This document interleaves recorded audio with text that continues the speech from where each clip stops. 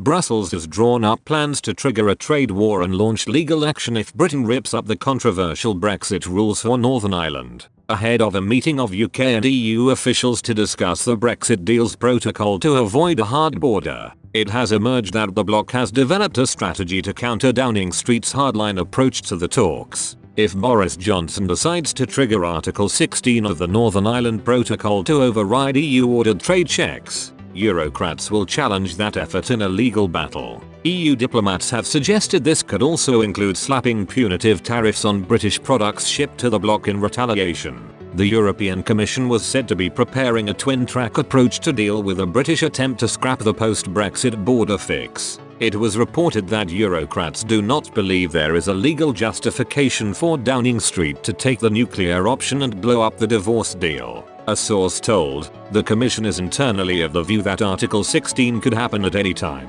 that it hasn't gone away, that it's a very serious possibility. It was claimed the bloc would continue to implement the Northern Ireland Protocol while dealing with any potential fallout from the Article 16 row. In the second track they're looking at things like further infringement proceedings, arbitration mechanisms, and cross-retaliation into the Trade and Cooperation Agreement. The source added, there's a sort of hierarchy that gets more and more serious. The Commission will challenge the UK invocation of the article legally, because the view would be the UK do not have the right to invoke it, that the conditions are not there to invoke it. Insiders say there is a more positive mood surrounding the row over the implementation of the border fix despite the lingering British threats to rip it up. Brexit Minister Lord Frost and EU counterpart Maros Sefcovic had a phone call earlier this week. The Tory peer yesterday said, the protocol is clearly having a continued negative effect on everyday life and business in Northern Ireland. The outstanding issues now need to be dealt with urgently. I and my team are in contact with the EU daily, but we need a full response to our July command paper soon.